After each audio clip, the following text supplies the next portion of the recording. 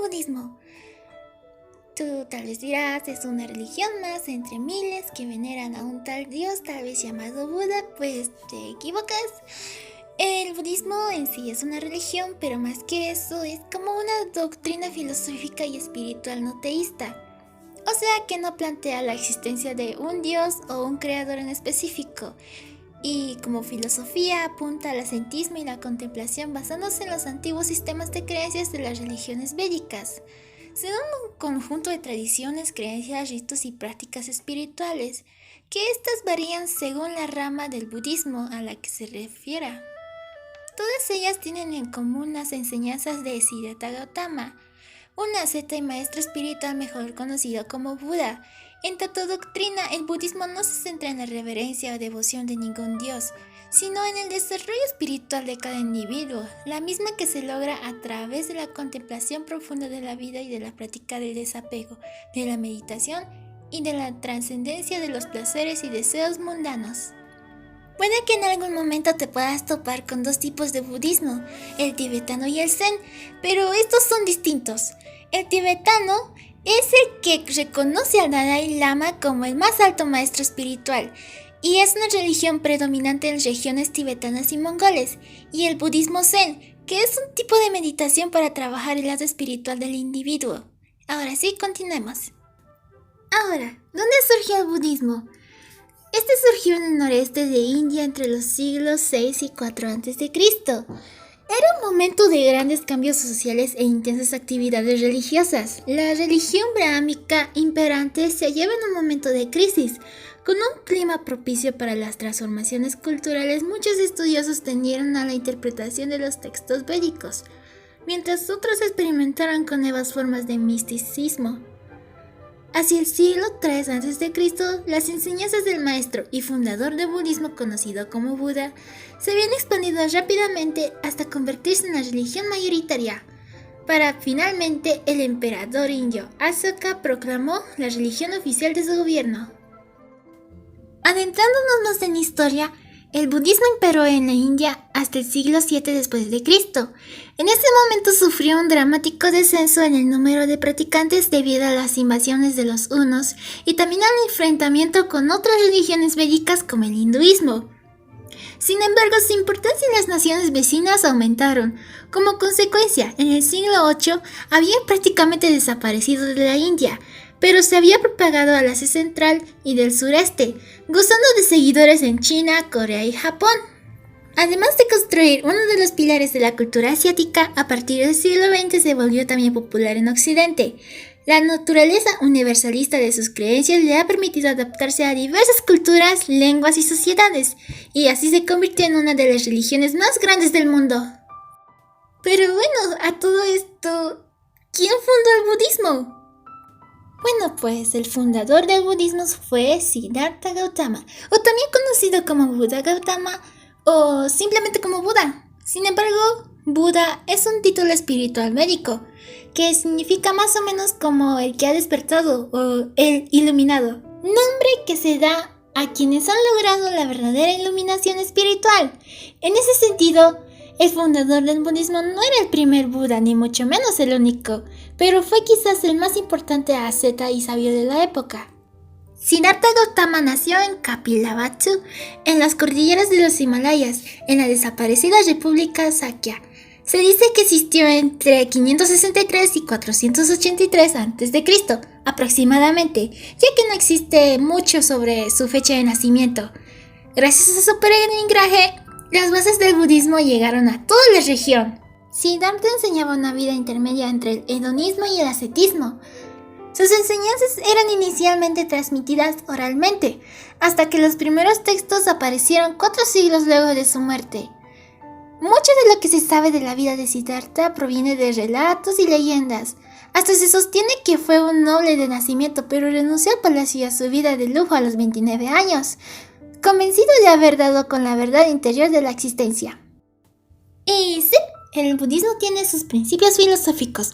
Como doctrina puede variar enormemente dependiendo de la rama que se practique, pero usualmente contempla los mismos principios que pueden resumirse en los siguientes.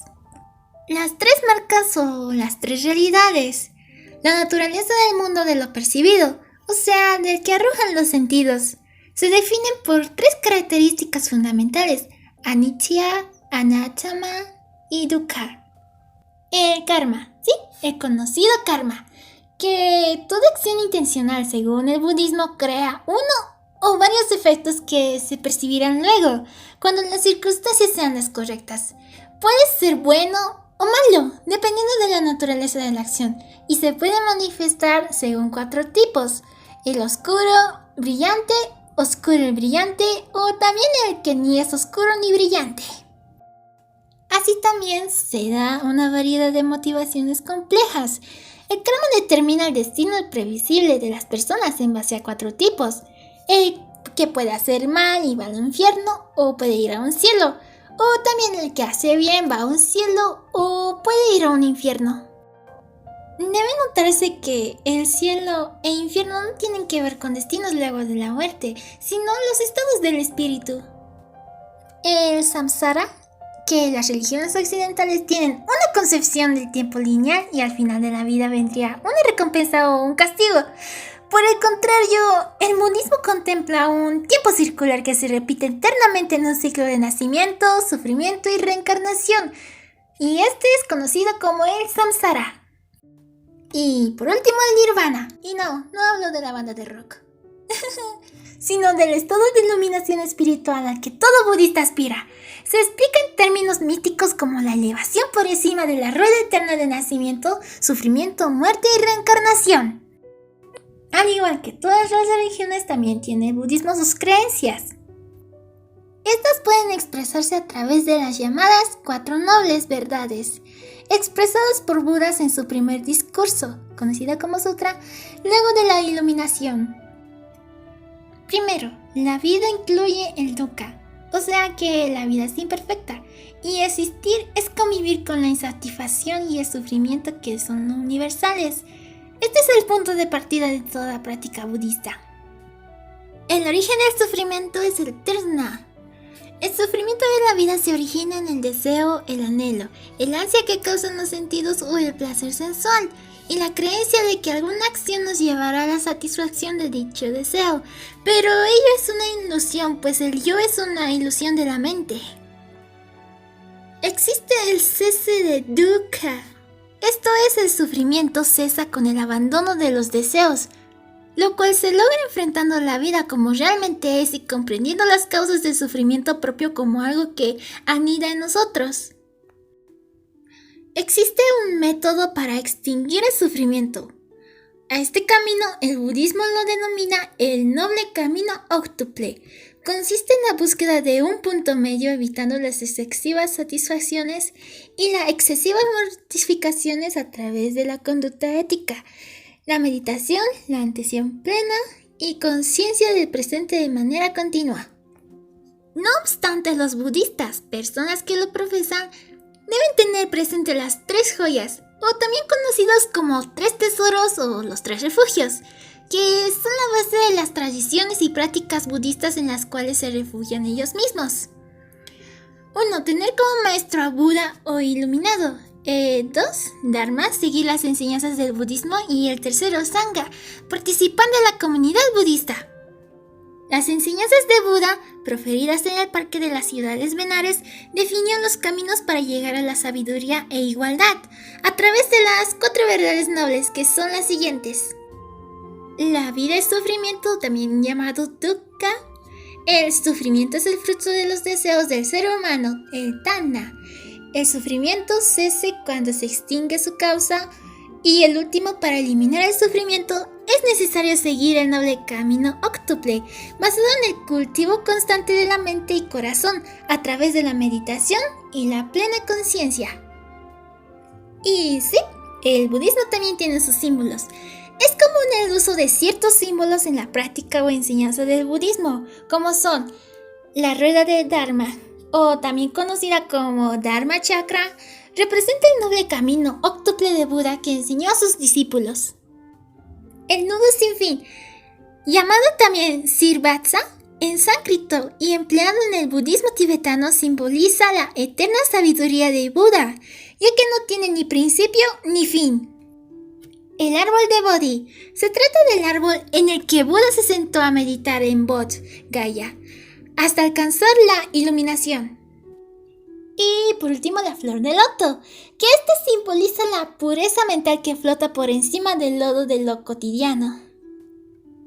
El budismo tiene 3 ramas diferentes: el Theravada, la doctrina de los ancianos; Mahayana, practicado en China, Japón, Tíbet, Corea, Vietnam y Taiwán; y Vajrayana, nacido del Mahayana. Se diferencia de en la adopción de métodos hábiles, como los mantras, los tantras, las mandalas y otras formas de visualización. Ahora, metiéndonos más sobre los textos budistas, originalmente el budismo se transmitía de modo oral, incluso durante siglos después de la muerte de Buda. Los primeros textos sobre sus enseñanzas son muy posteriores y provienen de Sri Lanka. No existe un corpus común o hegemónico de textos budistas, ya que cada tradición los elige, lee y ordena de manera diferente. Sin embargo, suele ser una combinación de textos budistas Pali y sánscrito de la India, como es el Canon Pali, la colección estándar de enseñanzas de Buda. Y como último punto para acabar esto, los lugares sagrados del budismo. Lumpini, ubicado en Nepal, fue el lugar de nacimiento de Buda. Bodh Gaya, ubicado en la India, se encuentra el árbol en el cual Buda alcanzó la iluminación. Sarnath, en la India, donde dio su primer sermón. Y prosiguiendo con la India, se encuentra Kushinagar, donde falleció. Ahora, como dato extra, y ya finalizando esto, ¿conoces a estos dos? Creo que me dirás que ambos son Buda, no más que son distintos, uno flaco y otro panchón. Pues no. El primero de acá es Buda, del budismo, Gautama Siddhartha, que ya hablamos de él. Y este panchoncito que ven acá es Budai, o Hotei, que es la deidad china que proporciona la felicidad y la abundancia, y en Japón forma parte de los 7 dioses felices. Y según la mitología china y japonesa, fue un semilegendario monje zen de la dinastía Liang. Y eso es todo sobre mi exposición. Espero que haya podido ser comprensible y les haya gustado. Bye.